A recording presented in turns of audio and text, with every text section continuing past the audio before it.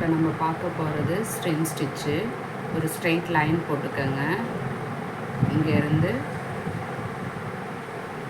கொஞ்சம் பெருசாக ஒரு செயின் ஸ்டிச்சு, அதை லாக் பண்ணுறதுக்கு ஒரு குட்டி செயின் ஸ்டிச்சு. மறுபடியும் கீழே கொண்டு வாங்க. கீழே கொண்டு வந்துட்டு ஒரு செயின் ஸ்டிச்சு, அப்புறம் அதை லாக் பண்ணுறதுக்கு ஒரு குட்டி லாக்கு. அதுக்கப்புறம் நம்ம போட்டோம் இல்லைங்களா, அதனுடைய மிடில் ஒரு செயின் ஸ்டிச்சு, அப்புறம் அதை லாக் பண்ணுறதுக்கு ஒரு குட்டியாக ஒரு செயின் ஸ்டிச்சு. மறுபடி கீழே கொண்டு வாங்க. கொண்டு வந்துட்டு அதை போட்டுட்டு ஒரு குட்டியாக ஒரு லாக்கு. மறுபடியும் என்ன செய்யுங்க, எடுத்துகிட்டு போயிட்டு ஒரு மிடில் ஒரு செயின் ஸ்டிச்சு, ஒரு குட்டி லாக்கு. மறுபடி கீழே கொண்டு வாங்க. ஒரு செயின் ஸ்டிச்சு, ஒரு குட்டி லாக்கு.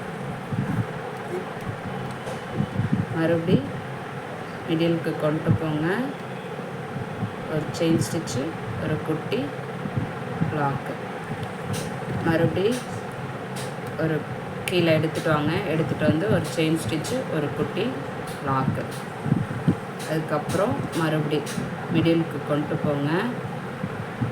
ஒரு செயின் ஸ்டிச்சு, ஒரு குட்டி லாக்கு.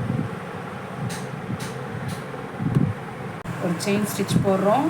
அதுக்கப்புறம் குட்டியாக ஒரு லாக் போடுறோம். அதுக்கப்புறம் மறுபடியும் ஒரு பெருசாக ஒரு செயின் ஸ்டிச்சு, அதுக்கப்புறம் ஒரு லாக்கு. அதனுடைய பாதியில் கொண்டு போய் ஒரு செயின் ஸ்டிச்சு, ஒரு லாக்கு, குட்டி லாக், ஒரு செயின் ஸ்டிச்சு. மறுபடி இழுக்கிறோம். அங்கேருந்து இழுத்து மறுபடியும் ஒரு குட்டியாக ஒரு லாக் போடுறோம். மறுபடியும் அதனுடைய பாதியில் செயின் ஸ்டிச் போடுறோம். நல்லா க்ளோஸ்அப்பில் காமிக்கிறேன் பாருங்கள். இங்கே பாருங்கள்.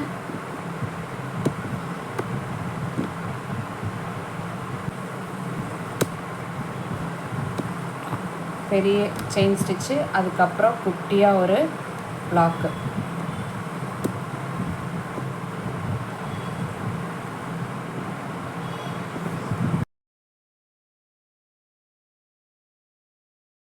இப்போ ஸ்ட்ரிங் ஸ்டிச்சோடைய ஷேப் நம்ம இந்த மாதிரி ரவுண்டாக நெக்கோடைய அவுட்லைனுக்கு இது ரொம்ப யூஸ் ஆகிறது. சரிங்களா? அதுக்கப்புறம் இந்த ஷேப் ஒன்று. அதுக்கப்புறம் மாங்காய் டிசைன், நிறையா மாங்காய் டிசைனில் தான் நிறையா போடுவாங்க. மாங்காய் வரைய தெரியாதவங்க இங்கே பாருங்கள், இந்த எஸ்ஸு மாதிரி போட்டுக்கோங்க. எஸ்ஸு மாதிரி போட்டு அதுக்கப்புறம் இப்படி கொண்டு போயிட்டு ஒரு வளைவு, அவ்வளோதான் மாங்காய் டிசைன். இந்த மூணையும் போட்டு வாட்ஸ்அப் பண்ணுங்கள்.